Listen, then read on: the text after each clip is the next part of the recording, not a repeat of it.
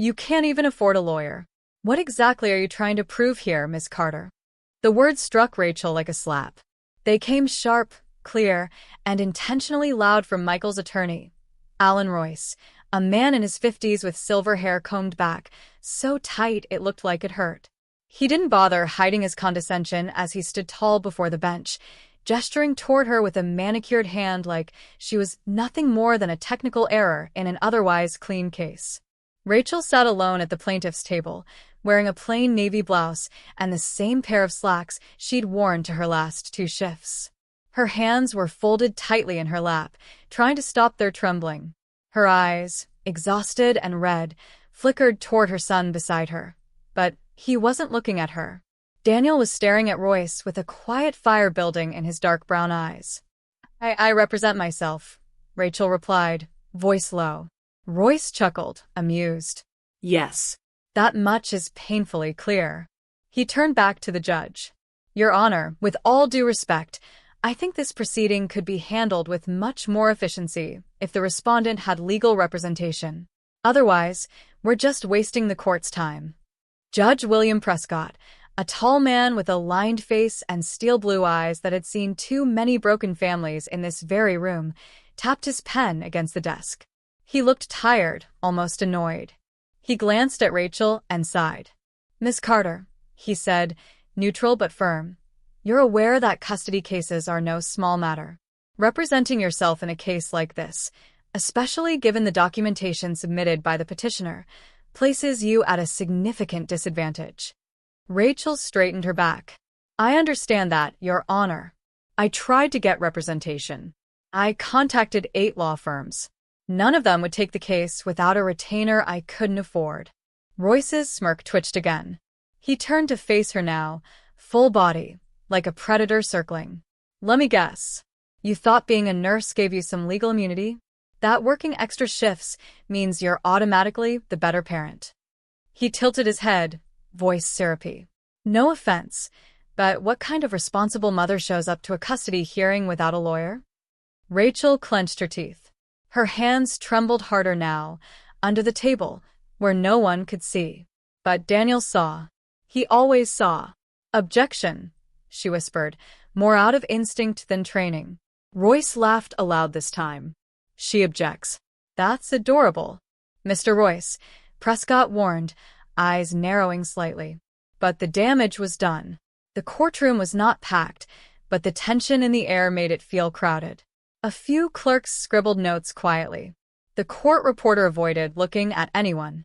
Near the back, a local reporter who'd come to cover an unrelated trial now looked up, curious. Royce approached the bench again. Your Honor, let's not forget the facts here. Mr. Turner has maintained steady employment. He owns property, pays taxes, and has no criminal record. Ms. Carter, while I'm sure she is hardworking, has been cited twice for lateness at her hospital, changed addresses 3 times in the last 4 years, and currently resides in a 1-bedroom apartment in South Acres. A neighborhood, I might add, with one of the highest crime rates in Houston. Rachel opened her mouth, but nothing came out. And Daniel Turner, Royce continued, emphasizing the last name, deserves stability, not sympathy. This isn't about who works harder. It's about who provides a safer, more structured environment. At the mention of his name, Daniel turned his head slightly. He caught his mother's face, frozen, ashamed, defeated. He hated that look on her. She didn't deserve it. The judge finally turned toward Rachel.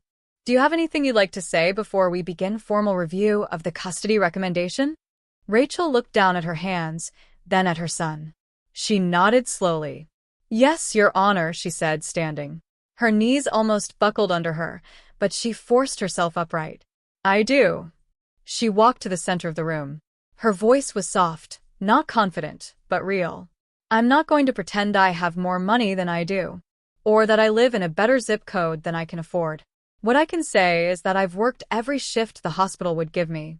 I've missed birthdays and school plays and hours of sleep just to make rent and keep food in our fridge. But I've never, not once, left my son wondering if I would show up. Her eyes moved to Michael now, who sat at his table with his arms crossed, emotionless. I didn't abandon him, she said quietly. I didn't call in late at night with excuses. I didn't forget his birthday 2 years in a row. I didn't disappear for months and then come back with lawyers. Michael shook his head slowly, playing the victim. Prescott raised a brow. Mr. Turner, you'll have a chance to respond. But Rachel wasn't done. She turned back to the judge. Your Honor, I don't have formal legal training, but I do know the law is supposed to protect those who can't protect themselves. And I've done everything in my power to protect my son, emotionally, physically, mentally. Every night I read court cases instead of sleeping, hoping one day I could go to school and become a lawyer so that people like me wouldn't have to go through this alone. Daniel sat up straighter. Prescott studied her for a long moment. His fingers tapped the desk again. We'll proceed with evidence submission from the petitioner, he said finally. As Royce began speaking again, Daniel's eyes moved to the blue folder in his backpack. His fingers brushed against it. He had watched his mother read those old law books, highlight terms, whisper definitions under her breath like prayers. He thought he was just listening. He had learned more than he realized. And now, sitting there, watching her shrink under pressure, he realized something else. No one was coming to help. Not the judge. Not some last-minute lawyer. Not even fate. So, he stood. Rachel didn't see it at first. Royce didn't notice either. But the judge did. Prescott's gaze shifted slightly. His tapping stopped. Daniel stepped forward, small but deliberate. His dress shoes clicked softly on the floor. Your Honor, he said, voice cracking once, then strengthening. I am my mother's lawyer today. The room stopped breathing. Royce turned around. Excuse me? Daniel held up the blue folder. I have evidence. Organized by relevance. I'd like permission to present it on behalf of my mother. Rachel gasped softly. Daniel. But he kept his eyes on the judge. Prescott blinked. For a moment, he looked like a man caught between two realities, the procedural one he knew, and the human one unfolding before him. This is highly unorthodox, he said. Yes, sir, Daniel said, hands steady now. But this is family court, not criminal. And if you're deciding where I live, I think I should be allowed to speak. Don't you? Royce stammered. Your Honor, this is absurd. The child is 9 years old. This isn't a Disney movie. But Prescott raised a hand. Enough, Mr. Royce. He turned to Daniel. You may proceed.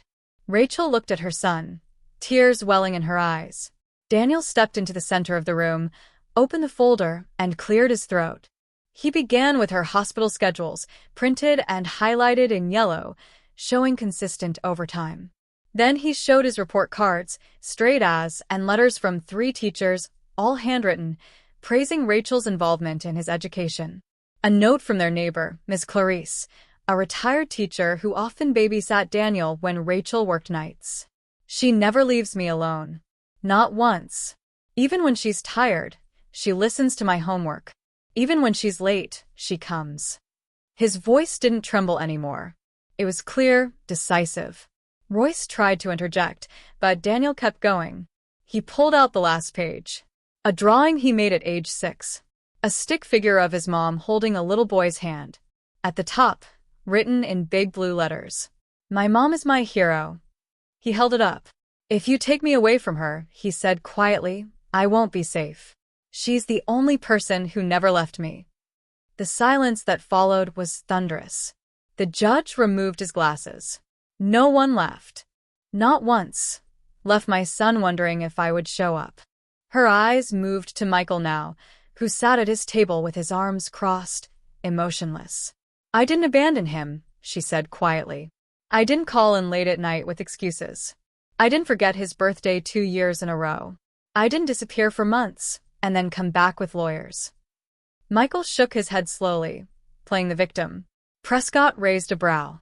Mr. Turner, you'll have a chance to respond. But Rachel wasn't done. She turned back to the judge.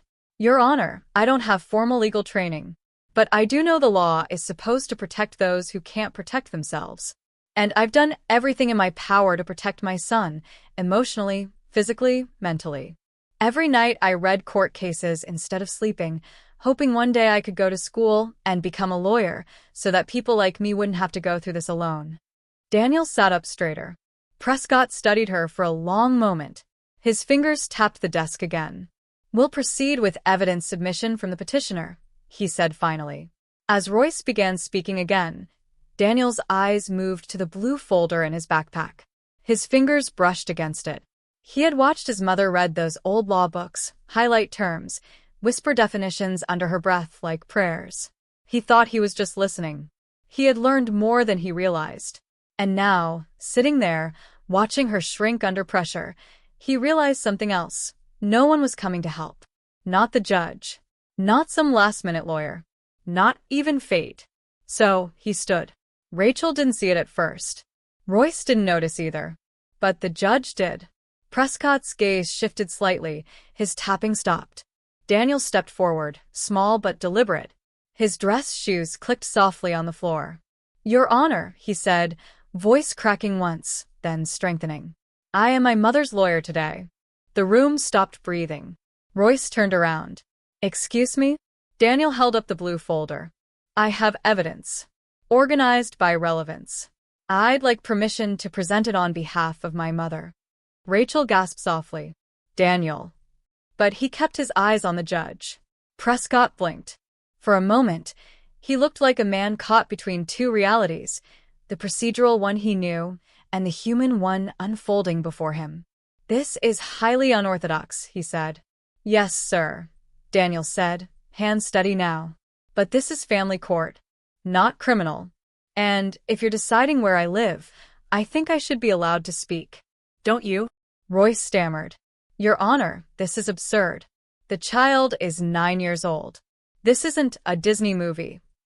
But Prescott raised a hand. "Enough, Mr. Royce." He turned to Daniel. "You may proceed." Rachel looked at her son, tears welling in her eyes. Daniel stepped into the center of the room, opened the folder, and cleared his throat. He began with her hospital schedules, printed and highlighted in yellow, showing consistent overtime. Then he showed his report cards, straight A's, and letters from 3 teachers, all handwritten, praising Rachel's involvement in his education. A note from their neighbor, Ms. Clarice, a retired teacher who often babysat Daniel when Rachel worked nights. "She never leaves me alone. Not once. Even when she's tired, she listens to my homework. Even when she's late, she comes." His voice didn't tremble anymore. It was clear, decisive. Royce tried to interject, but Daniel kept going. He pulled out the last page. A drawing he made at age 6. A stick figure of his mom holding a little boy's hand. At the top, written in big blue letters, "My mom is my hero." He held it up. "If you take me away from her," he said quietly, "I won't be safe. She's the only person who never left me." The silence that followed was thunderous. The judge removed his glasses. No one left. The courtroom wasn't supposed to feel this quiet. Not during a custody hearing. Not after a child just stood up and declared himself his mother's legal representative. But silence, real silence, had a weight, and now it draped itself over everyone in the room like a heavy, invisible shroud. Judge Prescott leaned back in his chair, visibly thrown off his rhythm. For years, he had seen theatrics, desperate parents, sobbing children, dramatized testimonies, but nothing like this. Nothing like a calm, clear-eyed 9-year-old presenting evidence with the composure of someone 3 times his age. "Daniel," he said slowly, almost cautiously, "you understand that this is a legal proceeding, don't you?" Daniel nodded once. "Yes, Your Honor. I understand what custody means. I understand what it means to live with someone who doesn't show up for you. And I understand the truth matters, even if the person saying it is a kid." Alan Royce scoffed. "This is becoming a circus. Are we really giving this child the floor now? This is absurd." But the judge didn't look away from Daniel. "Mr. Royce, the court will decide what is and isn't relevant." Rachel, still frozen at her table, didn't know whether to stop her son or let him finish. Her heart pounded so loudly, she could hear it in her ears. She had spent so many nights teaching herself enough legal language to defend herself. But somehow, in the end, it was her son who had remembered every page, every phrase. "You said," Daniel continued, turning slightly toward Royce, that my mom changed addresses a lot, that she lives in a bad neighborhood. You made it sound like she was irresponsible. But we moved because rent kept going up and sometimes the building had mold. One place had a broken heater in the winter and the landlord didn't fix it. So she found somewhere else. She did what she had to. His voice didn't rise. It didn't break. And you said South Acres is dangerous. But I know all our neighbors. Ms. Clarice gives me books. Mr. Ramon helps fix our sink. And my mom walks me to school every morning, even if she's dead tired. So it's not a dangerous neighborhood. Not to me. Royce opened his mouth again, but now even he hesitated. He hadn't expected to spar with a child, especially not one who came armed with evidence and an almost unnerving sense of focus. Prescott leaned forward now, elbows resting on the bench. Daniel, did your mother know you were going to speak today? No, sir, he said. She told me to stay quiet. But I couldn't, because nobody was going to tell you what she really does for me. The judge glanced at Rachel, whose eyes now glistened, mouth slightly open. She looked stunned, overwhelmed, and for the first time, not entirely alone. Very well, Prescott said finally. The court will allow Daniel's testimony to stand as part of today's hearing. We'll proceed with formal questioning of both parties. Royce adjusted his suit and stood. He was visibly annoyed, his jaw tight, but he knew better than to challenge the judge again so soon. Your Honor, I'd like to call Mr. Michael Turner to the stand. Michael stood slowly, smoothing the front of his tailored suit. He walked confidently toward the witness stand and sat down. Where Rachel looked like exhaustion made flesh, Michael looked rested, polished, prepared. His voice, when he spoke, was smooth, controlled. Mr. Turner, Royce began, can you describe your current living situation? Certainly, Michael replied. I live in a 3-bedroom home in Pearland, just outside the city. It's in a quiet community with parks, good schools, and it's less than 10 minutes from my office. And how stable is your work situation? I've run my own consulting firm for 6 years now. Financially, I'm stable, more than capable of providing for Daniel. Rachel looked down, her jaw tight. Royce turned to the judge. Let the record show Mr. Turner has been financially independent for years and has the means to support his child in a way the respondent cannot. Mr. Turner, Prescott said, interrupting, why did you wait until now to file for custody? Michael hesitated, just enough for Rachel to notice it. She didn't blink. I wasn't in a position before to provide the structure he needed, he said carefully. But I've made changes. I'm ready now. Daniel shifted in his seat. His eyes narrowed slightly. Royce resumed. And during the past 9 years, how frequently have you visited Daniel? As often as I could. I travel a lot for work, Michael said smoothly. But I never stop thinking about him. That's why I'm here. I want to be present. Daniel's voice cut through the room like a whisper through glass. That's not true. Everyone turned. Rachel reached for his hand, but Daniel gently pulled it away. You didn't come for Christmas. Or my last birthday. And when you said you'd take me to the museum, you left me waiting in a parking lot for 3 hours. Mom had to leave work to come get me. Her boss yelled at her. She almost got fired. Michael's face twitched, just slightly. Royce tried to object, but Prescott lifted a hand again. Let the boy speak. Daniel's voice was quiet, but calm. You don't want to take care of me. You just don't want Mom to win. A slow murmur rippled through the courtroom. Even the clerks had stopped writing. Michael shifted in the witness box, visibly uncomfortable now. He looked at Rachel for the first time during the hearing. Her expression wasn't angry.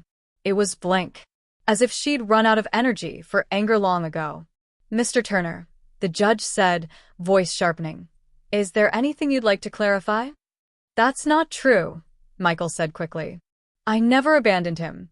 I was working hard so I could eventually bring him into a better life. I wanted to do things the right way, not just react emotionally like Rachel always does. Rachel's hands clenched, but she didn't respond. Prescott sighed. Very well. We'll take a short recess and reconvene for final arguments. As the gavel hit the block, the courtroom buzzed back to life. Reporters whispered among themselves. Royce leaned over to Michael. "We need to talk. Now." Rachel sat down heavily, like her bones had turned to stone. Daniel climbed into the seat beside her and leaned against her arm. "I'm sorry," he whispered. "I didn't mean to take over. I just couldn't let them lie about you." She turned to him slowly.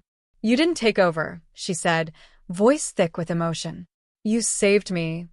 Behind them, Royce was arguing in hushed tones with Michael, whose cool mask had begun to crack. For the first time, he looked nervous. And, across the room, Judge Prescott stood by the window, looking out over the city. His fingers tapped absently against the glass. He had seen a lot in his career. But this was different. Something didn't add up. He could feel it. And something told him this case wasn't about what it seemed to be. Not at all. The courtroom reconvened after the recess, but the air had shifted. There was a different weight now, less procedural, more personal. The spectators who had lingered after the break leaned forward in their seats, sensing they were in the middle of something unusual. Even the security guard at the door, who had seen a decade's worth of custody battles, wasn't looking at his phone anymore. Judge Prescott adjusted his glasses and sat a little straighter. He wasn't sure what he was about to hear, but something in the room told him this wasn't over. Not by a long shot. Rachel sat beside Daniel again, this time holding his hand openly, as if drawing strength from the same small palm that had delivered a speech braver than most adults could muster. Michael sat stiffly beside his lawyer, his leg bouncing, fingers clenched against the polished wood of the table. Royce had lost the confident grin he'd worn earlier. He looked now like a man who realized his plan might be slipping through his fingers. Prescott cleared his throat. "Mr. Royce, do you have any final remarks before we move to closing statements?" Royce stood but hesitated. "Your Honor, I'd actually like to submit one final document into evidence." Rachel's heart skipped. Daniel looked up at her. Royce continued. "It's a paternity affidavit, signed at the time of Daniel's birth. It confirms Mr. Turner as the biological father." He handed the paper to the bailiff, who delivered it to the bench. Prescott took the document, read it, then looked up slowly. "This is from 2014. "Yes, Your Honor," Royce said quickly. "At the hospital. Standard procedure." Rachel's voice came quiet, but sharp. "I never signed that paper." Royce turned. "Excuse me?" "I never signed it," she repeated. "That's not my signature." Prescott's eyebrows lowered. "Are you alleging this document is forged, Miss Carter?" Rachel looked at Daniel, then at Michael. "I'm saying there was never a DNA test. Michael and I weren't even together when I found out I was pregnant. He came back into my life after Daniel was born, said he wanted to help and I let him. But I never claimed he was the father." Royce took a step forward. "Your Honor, this is clearly a last-ditch effort." "Sit down, Mr. Royce," Prescott ordered, eyes still locked on Rachel. "Miss Carter, are you stating under oath that Michael Turner is not Daniel's biological father?" Rachel nodded. Her voice trembled, but not from fear. This was shame. Old, buried shame she'd carried for years. "Yes. I told him that when he first met Daniel. I was clear. He said he didn't care. That he just wanted to be a part of his life. I thought," she faltered. "I thought he meant it." A silence dropped over the room like a sudden gust of wind. Michael didn't move. Prescott turned to him. "Mr. Turner, you heard the statement. What's your response?" Michael's jaw clenched. "She's lying. She just wants to make me look bad." "Did you ever take a DNA test?" the judge asked. "No, but I didn't need to." "Look at him." "That's not how paternity works, Mr. Turner," Prescott said flatly. "You knew there was a possibility you weren't his biological father?" "I knew there was a chance," Michael snapped. "But I stepped up. I took responsibility. I'm the only father he's ever known." Daniel's voice rose, firm. "You weren't there." Michael turned on him. "Don't speak to me like that. I'm your father." "No," Daniel said, standing again. "You're not." Rachel reached for him, but he pulled away gently. "You weren't there when I was sick. Or when I had to do school from home during COVID and Mom worked the night shift just to keep our lights on. You weren't there when I got bullied and cried for an hour. You weren't there for anything." You're not my dad. Prescott leaned back, processing the exchange. Mr. Turner, I'll ask again. Why pursue custody now? Michael's voice tightened. Because he deserves better. Or, Prescott said slowly, because you're trying to clean up your image before a financial audit? Royce's head snapped toward Michael. Judge, sit, Prescott said, firmer now. I received a sealed letter from the office of the district attorney this morning. A courtesy, since your name came up in a federal investigation tied to misappropriation of business funds. You're under preliminary review. Care to explain that? Michael's face turned white. That has nothing to do with this case. Doesn't it? Prescott said. Because from where I'm sitting, it looks like a man with pending financial scrutiny just tried to take full custody of a child who isn't biologically his, and whose mother happens to be a hardworking woman with no legal resources to fight back. You claimed moral high ground while hiding your own liabilities. That's not just unethical. It's manipulative.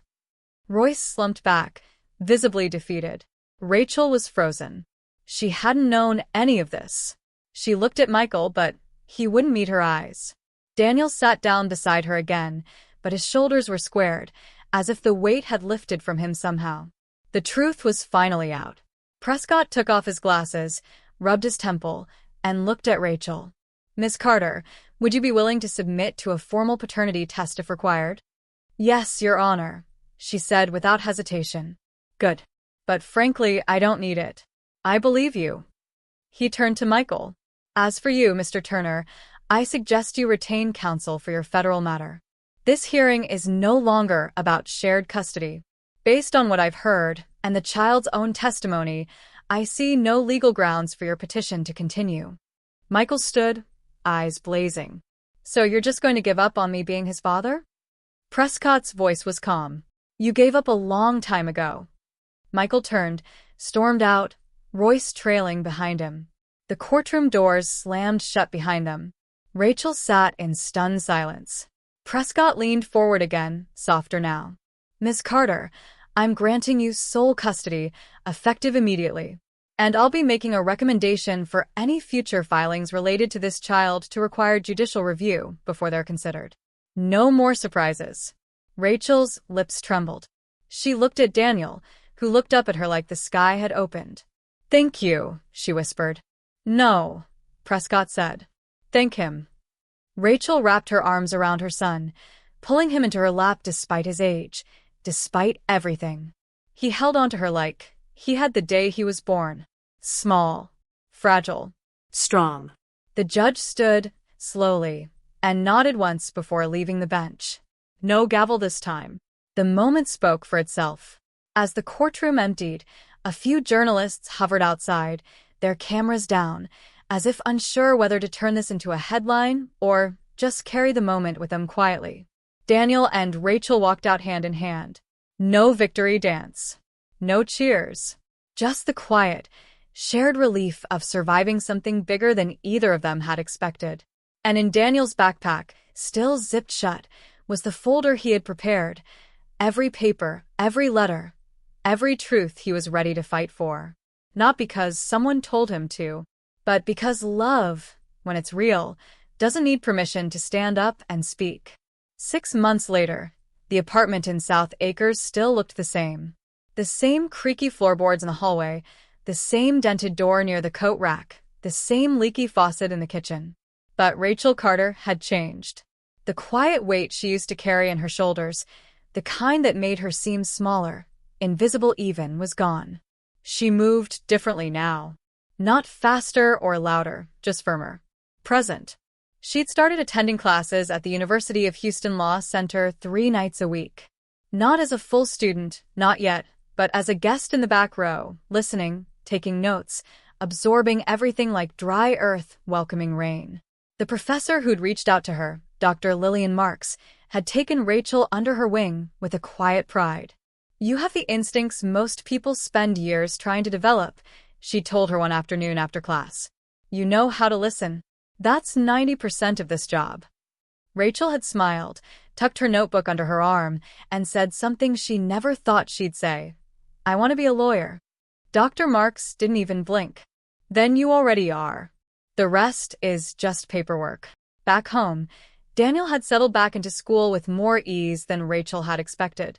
His teachers told her he was more focused, more expressive. He'd started helping other students during reading time, and he'd even joined the student council. He speaks like someone older, his homeroom teacher told her one afternoon. It's like he knows things most kids haven't even begun to understand. Rachel had smiled and said, "He does." The video from the courtroom had reached over 4 million views. Offers came and went, TV interviews, a book deal, even a documentary pitch, but Rachel turned them all down. This wasn't about fame. It never had been. Once, in the middle of a grocery run, a teenager in a school uniform had recognized them.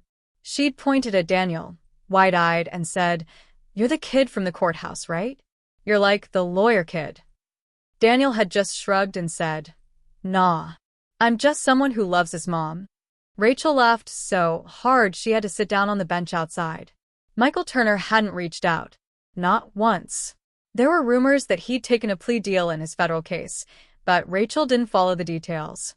He was no longer part of their story. He had removed himself from it long before a judge ever made it official. One evening, as spring crept into the city and the sun lingered a little longer in the sky, Rachel and Daniel sat on their old couch, sharing popcorn and watching a rerun of a legal drama Daniel liked.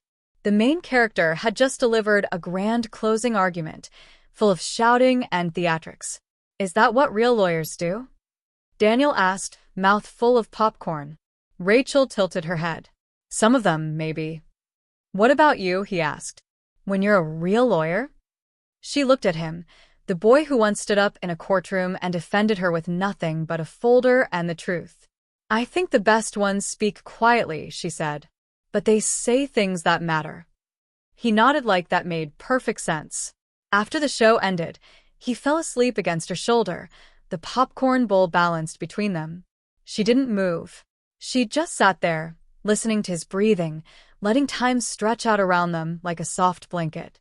In that moment, she didn't think about bills or courtrooms or unanswered emails. She didn't think about where they used to be. She only thought about where they were going. The truth had changed everything. Not overnight, not magically, but slowly, powerfully. It had closed one door and opened another. Not just for her, but for anyone watching. Anyone struggling to be heard. Rachel Carter was still tired. She still worked long hours. But now, when she walked into a room, she no longer tried to shrink.